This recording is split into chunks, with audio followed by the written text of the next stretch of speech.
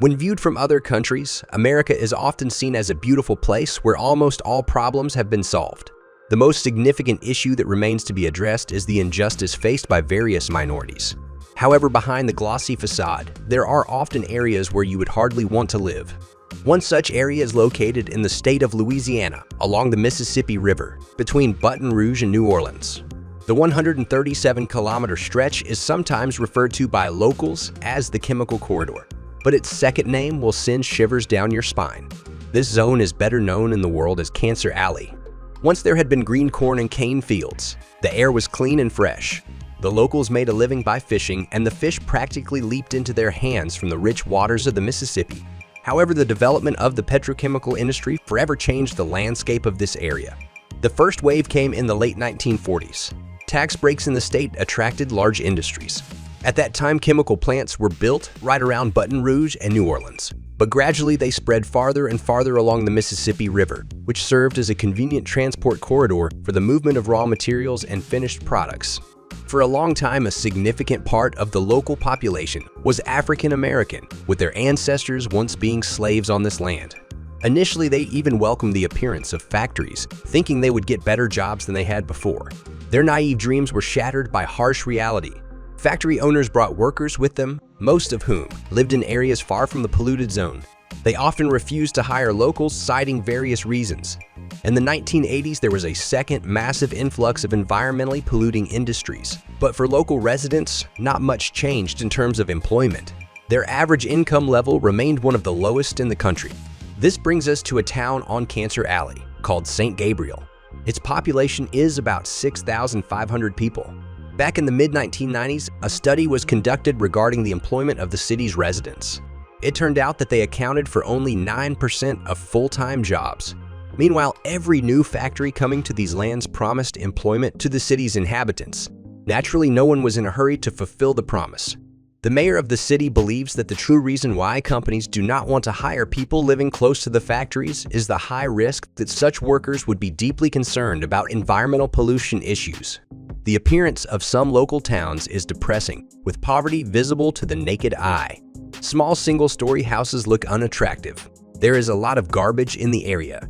Many buildings are not being repaired. Piles of branches and parts of buildings scattered after hurricanes remain uncleared for years. And industrial landscapes and a haze in the sky do not add positivity to this gloomy picture. You probably already understand why this stretch along the Mississippi River is called Cancer Alley. The reason is that since the mid-1980s, residents of cities near chemical plants have noticed an abundance of cancer cases. Journalists couldn't help but notice this pattern, and the creepy nickname stuck to this place. Subsequent studies have shown that among certain population groups, there are abnormally high rates of lung, stomach, and kidney cancers. Statistical data vary, but according to official figures, the cancer death rate in the state of Louisiana is 15% higher than the national average. Most likely, the majority of sick people reside precisely within the industrial zone of the state.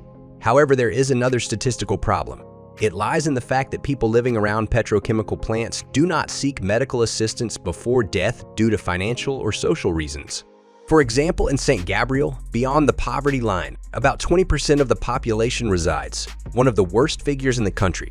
All of this plays into the hands of industrialists who are interested in downplaying the actual number of cancer victims.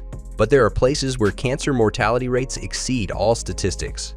In the heart of the ominous alley, there is a city reserve with a population of 10,000 people. It holds the sad record, the highest risk of developing cancer. It is 50 times higher than the national average. Almost every local family has someone who has either died from this terrible disease or is still fighting it. For a long time, people only complained about periodic bursts of chemical odors. It wasn't until December 2015 that the U.S. Environmental Protection Agency released a report on air toxicity. Unfortunately, while the report opened eyes to what was happening in the city, it didn't significantly improve the lives of its residents. In reality, they still have only 3 ways out of this situation: to get sick, to die, or to leave. So at the first opportunity, people flee from these gloomy towns because there is no sense in such an existence.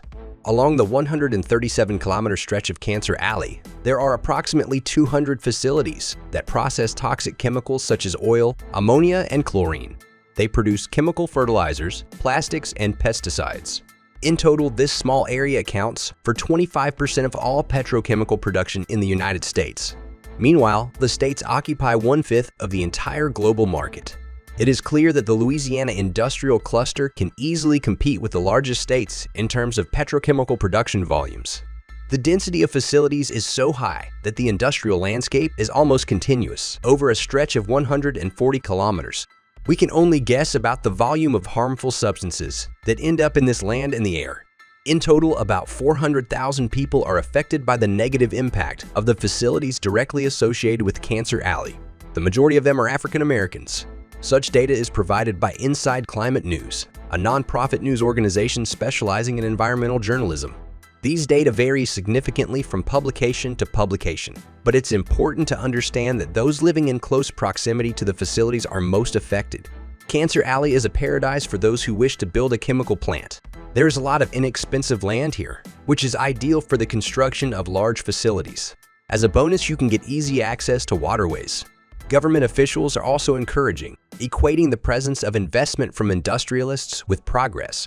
But in reality, local residents are not getting jobs. Tax breaks for factories do not significantly fill the state's budget, and the environment in the industrial zone leaves much to be desired. Thus, despite being second in the United States in terms of petrochemical production volume, the state of Louisiana is considered one of the poorest states in the country. It seems that officials are mainly concerned with the interests of the companies that in turn manage to interest them. The fate of the local population is of much less interest to them. In 2021, Joe Biden issued an executive order aimed at protecting public health and the environment, as well as addressing the climate crisis. When signing it, the president specifically mentioned Cancer Alley. On paper, there is hope for positive changes in the region. However, it somehow feels like if a brighter future ever arrives, it will be more due to the efforts of local activists than politicians. The issue of Cancer Alley is so significant that even the United Nations has taken notice of the notorious city. This form of environmental racism poses serious and disproportionate threats to the enjoyment of several human rights of its largely African American residents, including the right to equality and non-discrimination, the right to life, the right to health, right to an adequate standard of living, and cultural rights, they said. In their opinion, federal environmental regulations have failed to protect the people living near Cancer Alley. Experts have presented a report to the global community that opens eyes to the horror that is happening in the city. According to them, the total amount of carbon dioxide equivalent emissions in 1 year in this district may exceed the total emissions of 113 countries. Local residents comment on the situation in the city this way. The state exempted the industry from taxes, resulting in an influx of the petrochemical industry. As a result, big business gets super profits. The environment is destroyed. The population receives neither money nor jobs, and the state loses out on development taxes. Is this really what we aspire to? We hope that the situation in the city will improve over time, and that sooner or later, authorities will pay attention to this problem, which annually ruins the lives of thousands of people. What do you think about Cancer Alley? And does this place have a future? Share your opinion in the comments. If you enjoyed the video, don't forget to like it and subscribe to our channel. See you later.